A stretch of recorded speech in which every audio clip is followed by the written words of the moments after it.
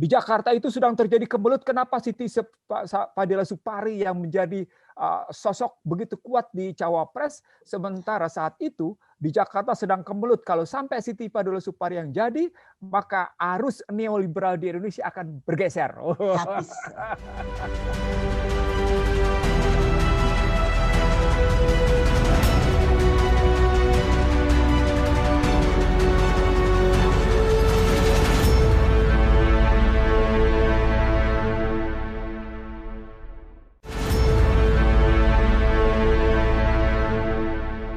Assalamualaikum warahmatullahi wabarakatuh. Apa kabar Anda semua? Kembali berjumpa dengan saya Hersubono Arif dari Forum News Network. Semoga selalu dalam keadaan sehat dan jangan lupa jaga ketat protokol kesehatan. Jangan keluar rumah ketika tidak perlu. Tetapi memang saya memahami bahwa situasinya tidak mudah bagi Anda yang harus tetap mencari nafkah dari hari ke hari untuk menafkahi keluarga Anda. Tetap hati-hati dan terus bersemangat. Seperti saya katakan kemarin, di balik kesulitan itu selalu ada kemudahan. Ini janji dari Allah Subhanahu wa Ta'ala. Jadi Allah tidak akan pernah mengingkari janjinya. Nah, ada satu hal yang saya ingin sampaikan kepada Anda. Tadi malam saya memandu sebuah diskusi di Forum Tanah Air. Forum Tanah Air ini adalah forum diaspora Indonesia yang tersebar di berbagai dunia, di 5 belahan dunia. Dan narasumbernya yang kami tampilkan tadi malam adalah mantan Menteri Kesehatan Siti Fadila Supari dan pengamat ekonomi dan politik Ihsanuddin Nursi. Ibu Siti Fadila Supari dalam beberapa pekan terakhir ini sedang naik daun. Ini memang reputasi beliau ini sebagai Menteri Kesehatan luar biasa. Beliau pernah menghadapi 2 pandemi, yakni flu burung dan flu babi. Tapi bagi sebagian Anda mungkin tidak menyadari, karena kita memang tidak terlalu merasakan dampak dari flu burung dan flu babi ini. Bukan karena virusnya itu tidak berbahaya, tetapi penanganan pandemi yang dilakukan oleh pemerintahan SBY pada waktu itu di bawah Menteri Kesehatan dipimpin oleh Ibu Siti Fadila Supari itu sangat luar biasa. Dan salah satunya yang paling monumental ketika Bu Siti Fadila Supari akhirnya membuarkan NAMRU. NAMRU ini sebuah lembaga penelitian di bawah Angkatan Laut Amerika di Indonesia. Dan NAMRU, lembaga yang berada di bawah militeran Amerika ini dianggap oleh Ibu Siti Fadila Supari mengganggu kedaulatan Republik Indonesia karena ada sebuah lembaga penelitian dan kemudian berada di bawah militer. Ini tentu saja berkaitan dengan berbagai persoalan-persoalan yang dianggap sangat strategis dan itu bisa membahayakan kedaulatan Indonesia. Akhirnya NAMRU dibubarkan pada tahun 2009. Rupanya pembubaran lembaga penelitian NAMRU ini berbuntut panjang.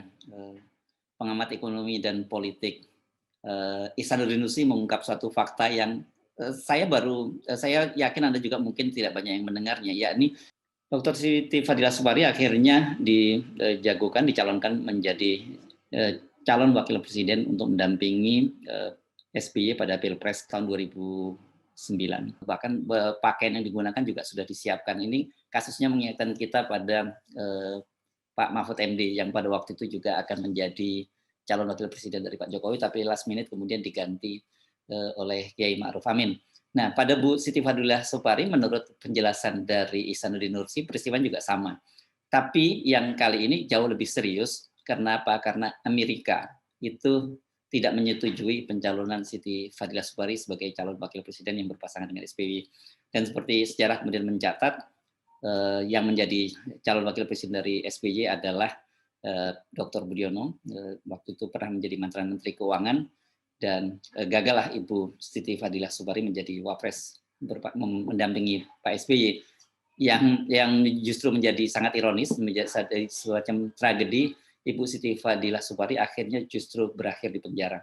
Beliau harus menjalani hukuman selama 4 tahun di penjara karena dituding itu berkaitan dengan penyalahgunaan anggaran di Departemen Kesehatan. Coba kita ikuti penjelasan dari Ihsanuddin Nursi berikut ini. Yang sebelum saya cerita ke situ, saya cerita dulu yang bapak-bapak tidak tahu, tapi buat saya apa yang dilakukan oleh Siti Fadila Supari itu luar biasa dan luar biasa betul. Makanya saya tulis dalam artikel saya itu saya tegas-tegas saya tulis. Karena keberanian Siti Fadila Supari di konferensi Wina itu sampai-sampai Hillary Clinton mencarinya di Geneva posisinya. Nah, Hillary Clinton mencari, Menteri Luar Negeri Amerika itu mencari yang namanya Siti Fadila Supari. Dan sebelum dicari oleh Hillary Clinton, dia perintah Scott Marciel untuk menjumpai Siti Fadila Supari. Scott Marciel waktu itu adalah duta besar Amerika untuk Indonesia posisinya. Nah, entah bagaimana dialognya, tapi yang pasti saya ingin mengatakan justru di situ dari upaya Partai Demokrat memburu Siti Fadila Supari mengakibatkan Siti Fadila Supari pada deklarasi cawapres itu sudah berbaju biru. Di gazebo, waktu itu masih di Hotel Hyatt. Sementara di Jakarta, kelompok neolib tertentu hendak mematahkannya. Ini untold story nih, tapi harus saya sampaikan ini dampak dari percaturan politik di Indonesia yang luar biasa. Saya bilang luar biasa. Saya biar Bu saya yang cerita Bu, biar saya yang cerita Bu, posisinya. Ya. Di Jakarta itu sedang terjadi kemelut. Kenapa Siti Fadila Supari yang menjadi sosok begitu kuat di cawapres, sementara saat itu di Jakarta sedang kemelut. Kalau sampai Siti Fadila Supari yang jadi, maka arus neoliberal di Indonesia akan bergeser. Itu ceritanya. Maka berangkatlah seorang yang namanya Profesor Dr. Budiono dengan cerita kesederhanaannya pakai kereta. Maka walaupun Siti Fadila Supari sudah berbaju biru menunggu deklarasi sebagai cawapresnya Budiono, yang muncul adalah Profesor Dr. Budiono. Nah, itu sesungguhnya percaturan itu bukan baju biru, bajunya merah, bajunya merah. Bajunya merah Ibu. Oh, Sarah. Saya ingetin biru karena saat itu karena waktu itu Bu Ani juga merah, jadi saya sama Bu Ani merah. Oh, ikut sama ya, merah ya. Saya ingatnya karena Partai Demokratnya Bu posisinya. Nah, karena itu cerita menarik dari situ sesungguhnya bisa dilihat betapa kerasnya pertarungan antara Partai Demokrat dengan Partai Republik di Indonesia. Itu riwayatnya itu keras sekali pertarungannya. Dan diwujudkan menanglah Republik, dan hasil Republik tadi dengan gaya segala macam akhirnya Anda bisa lihat desakan untuk memberlakukan pasar bebas pada energi luar biasa. Di sini cerita saya tentang bagaimana pengaruh teman-teman yang menuding teori konspirasi. Teman-teman sekalian, Mas Hersu dan kawan-kawan, ketika yang namanya Bank Dunia dan negara-negara G7 menuntut Indonesia memberlakukan pasar bebas pada energi, saya dituding sebagai pelaku atau tokoh utama teori konspirasi. Maka dalam satu kesempatan, lulusan universitas dari Amerika, saya nggak usah sebut organisasinya karena nggak enak kalau saya sebut organisasinya, itu berkumpul mengundang saya sebagai pembicara. Pembicaranya adalah saya, lalu kemudian yang sekarang jadi anggota DPR di Komisi 7, lalu kemudian juga yang sekarang menjadi anggota DPR di Komisi 6, bertiga juga. Tapi tujuannya cuma satu, mengadili Sandi Nursi dalam teori konspirasi. Khusus untuk energi, ekonomi politik energi. Singkat cerita, ini saya cerita untuk Siva, tapi juga untuk yang lain. Mereka gagal menuding saya sebagai penganut teori konspirasi karena yang saya sampaikan total dengan data. Kata-kata saya sederhana sekali. Kalau Anda tidak terima analisis dan argumentasi saya, silakan, tidak apa-apa. Tapi gugurkan data saya. Saya ulang, gugurkan data saya. Tak seorang pun yang bisa gugurkan data. Sama seperti sekarang kalau kita main dalam konstruksi virus sekarang. Gugurkan itu National Security Strategy of US yang mensahkan perang berbasis biologi. Saya ulang ya, saya ulang. Gugurkan itu dokumen National Security Strategy of US ya 17 September 2002 yang menyatakan tentang perang berbasis biologi dan kimia. Itu basisnya. Jadi nggak bisa kita lihat sekarang. Nggak ada urusan konspirasi. Ini urusan data. Ketika saya ngomong kayak gitu ke berbagai kalangan diam, nggak bisa bicara apa-apa karena memang faktanya adalah Amerika yang tegas-tegas menyatakan akan ada weapon of mass destruction berbasis biologi dan kimia. Dan yang mereka ingin cuci tangan ya lempar saja kesalahan itu ke Wuhan. Nah repotnya Wuhan bertahan dan tidak berhasil membuktikan. Sampai dengan pertemuan kemarin di Cornwall di UK G7 kan mereka juga tidak berhasil memutus bahwa yang namanya Cina adalah penyebab dari Wuhan. Cina adalah asal muasal C19 kan gagal di situ. Artinya dalam perspektif itu Anda mesti lihat dalam cara berpikir yang berbeda. Nah, ketika masuk tadi dalam teori konspiratif dan kemudian Iran sebagai pendukung, Anda mestinya baca kajian Daron Acemoglu yang terakhir, Siva. Darren Acemoglu, ini saya urut sedikit dan saya lihat ini berkaitan nanti dengan cerita 2025 akan terjadi pertempuran sengit di antara beberapa negara. Saya bilang 2025. Jadi berkaitan dengan vaksin dan berkaitan dengan digital currency dan ujungnya akan terjadi pertarungan sengit di beberapa teluk. Dan ini sudah mereka nyatakan secara terbuka lewat National Defense Strategy of US. Mereka sudah nyatakan terbuka. Bagaimana cara ngelihatnya? Kalau di 2007-2008 mereka melihat sudah terjadi pergeseran dari unipolar ke multipolar, itu berarti Amerika tidak gagal mempertahankan posisi sebagai satu-satunya adidaya global. Karena terjadi pergeseran unipolar ke multipolar. Pergeseran ini ternyata berlanjut ketika yang namanya Amerika tidak mampu mempertahankan posisi multipolar dalam konstruksi kalah melawan Cina di berbagai hal. Yang inilah kemudian yang membuat beberapa member of secret society itu melakukan kompromi. Kompromi itulah yang saya sebut tadi betapa Xi Jinping melakukan pertemuan berkali-kali dengan Obama sebelum cerita pemilu 2016 di Amerika. Nah, sampai di sini bisa kita lihat ternyata pergeseran unipolar ke multipolar itu tidak berhenti sampai di situ. Karena kemelut dari vaksin ini dan peperangan yang sudah sampai pada demikian tajam ya, termasuk oleh Cina Selatan dan terakhir bagaimana soal persaingan teknologi di antariksa, mereka kan bilang begini, yang terakhir yang saya baca, ketika yang namanya Cina berhasil mendarat di bulan terjauh dan kemudian mereka saling bersaing dalam membentuk stasiun antariksa, mereka bilangnya sendiri begini, ini Cina makin hari makin memperpendek kesenjangan teknologinya dengan Amerika dalam persoalan teknologi luar angkasa. Apa artinya? Artinya sesungguhnya terjadi pergeseran tajam dari posisi multipolar ke posisi polar yang baru. Nah, unipolarnya ke multipolar, multipolarnya bergeser lagi. Nah, di multipolarnya itu kata Darren Acemoglu terakhir ini sudah menjadi quadripolar. Siapa saja dia? Nah, ini menyangkut nanti 2025.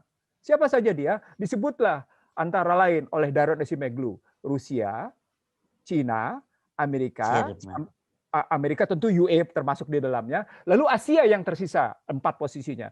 Tetapi yang menarik dari posisi kayak gitu, justru ketika masuk ke dalam kecamuk perang Laut Cina Selatan, ada beberapa kesepakatan yang bisa terjadi secara diam-diam antara Amerika dengan Cina, sehingga berhadapannya nanti dengan yang namanya Rusia. Nah, Rusia kemudian mengambil pola kerjasama tersendiri sehingga terbentuk yang namanya pertarungan bipolar secara tajam. Nah, ketika kita ngambil ke situ, di mana posisi Iran? Disitulah Iran diam-diam tetap melakukan perlawanan dari aspek nuklir posisinya, sehingga presiden yang sekarang yang baru terpilih ini tetap dilihat sebagai kaki tangannya penguasa garis keras posisinya. Nah, itu saya nggak jawab sifat posisinya begitu dari kalau kita lihat bagaimana kajian-kajian yang muncul di sana. Lalu saya terusin ke soal virus baru. Selama yang namanya biologi masih berkembang, ya. Bung Isa juga memberi konteks Indonesia. Saya kira di mana posisi Indonesia itu penting Anda ini kan, Anda turunkan nantinya. The middle of nowhere. Nowhere? Yang empat tadi, yang kuadrit. The middle of nowhere, nggak ada apa-apanya. Nggak ada apa-apanya. Nggak ada kekuatan apa-apa. Mungkin 2035.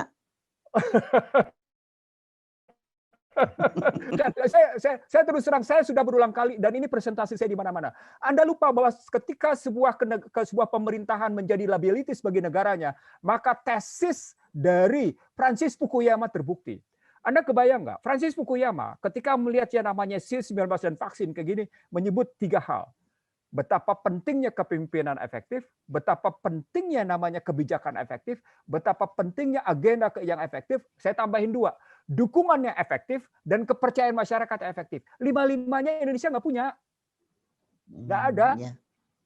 Anda mau ngomong apa? Ya, nggak ada posisinya. Itu akhirnya pemerintahannya menjadi liabilities bagi masyarakat. Anda bisa lihat sekarang dalam posisi yang sekarang perpanjangan ini.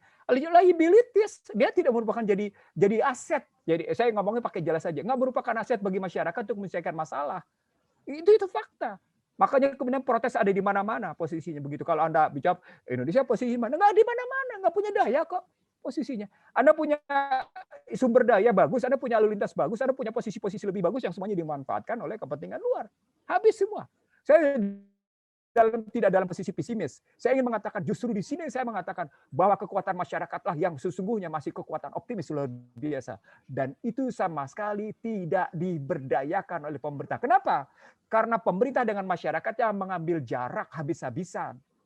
Nah, itulah yang muncul saya sebut sebagai social distrust and political distrust. Makanya muncul sekarang social disobedience sama political disobedience dalam konstruksi sekarang. Nah, itu berkaitan sekaligus dengan posisi unbalanced policy tadi. Kalau mau dilihat. Nah, unbalanced policy ini sesungguhnya menggambarkan karena Indonesia tidak jelas dalam pertarungan antara Belt and Road Initiative dengan posisi ultra neoliberal dalam bahasa saya. TPP itu adalah ultra neoliberal yang mau diberlakukan oleh Biden. Biden itu akan melanjutkan TPP, kebijakan yang namanya Trans-Pacific Partnership untuk Asia, Pasifik, dan posisinya untuk NATO, untuk Atlantik, dan TTIP tadi posisinya. Itu yang saya lihat. Nah, kalau kita bicara virus baru, ya mau tidak mau mereka akan melahirkan virus baru. Karena buat mereka keunggulan melahirkan virus baru dengan perekayasaan cuaca adalah kemampuan untuk mendikte sebuah negara. Karena ujungnya geoengineering. Anda bisa didikte cuaca. Anda tiba-tiba tanah Anda tidak subur. Tiba-tiba tanaman Anda kenapa-napa. Itu kan permainan dari revolusi biologi. Dan itu virus baru ceritanya kayak gitu posisinya. Yang berikutnya soal bagaimana cerita. Saya sepakat sama Ibu Siti Fadila Supari tadi bahwa vaksin itu harus public goods, bukan commercial goods posisinya. Nah terakhir, kalau kita ambil lagi dalam unbalanced policy. Dari kebijakan yang tidak imbang kayak gini, sesungguhnya kita bisa ngelihat pernyataan Muhajir sama pernyataan Luhut Binsar Panjaitan aja nggak ketemu posisinya. Bisa kita lihat bagaimana tidak simpatiknya Mahfud MD nonton sinetron Ikatan Cinta posisinya. Bisa kita lihat kemudian bagaimana sibuknya Erlangga dan sibuknya namanya Erick Thohir dalam rangka vaksin berbayar ceritanya.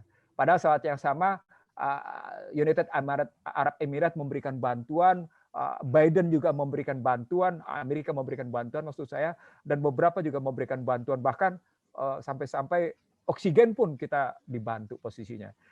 Ini negara yang kayak gini akhirnya harus dalam posisi mengemis ke bangsa lain. Anda kebayang nggak? Dan yang paling menarik adalah ketika hutang sudah mencapai 6.600 triliun, yang kejadian adalah kita turun kelas. Mestinya kalau kita dalam posisi hutang makin bertambah, aset kita naik. Dan income per kapita kita naik. Nyatanya turun, berarti kan ada yang salah. Berarti ada yang salah. Gross national income kita turun dari 40-50 menjadi 38-70 US dollar per kapita. Ini kan ada yang salah. Nah, ketika kesehatan tadi tidak lagi masuk dalam konstruksi public goods karena semuanya menjadi commercial good, itu yang saya sebut sebagai ultra neoliberal, maka percayalah, Indonesia akan terdikte habis-habisan. Karena mereka bermain dengan industri kesehatan luar biasa. Kita mungkin sudah terbiasa didikte lewat keuangan. Kita mungkin sudah terbiasa terdikte lewat namanya barang-barang pangan. Tapi kita tidak sadar bahwa sesungguhnya betapa kesehatan itu berhasil mereka dikte, maka seketika itu kedaulatan itu nggak ada. Paling keras kedaulatan posisinya. Habis sudah ceritanya. Begitu jawaban saya. Oke.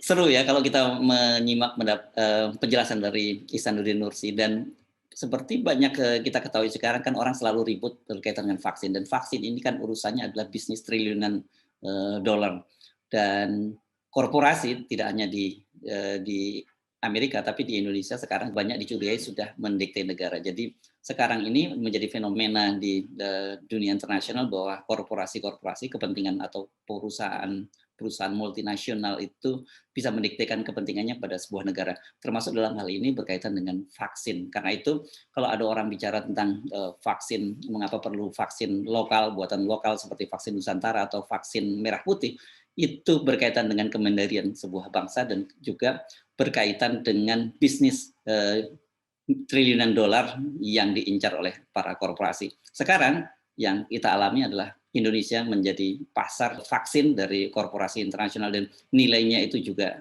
triliunan dolar. Saya Arif, sampai berjumpa. Assalamualaikum warahmatullahi wabarakatuh.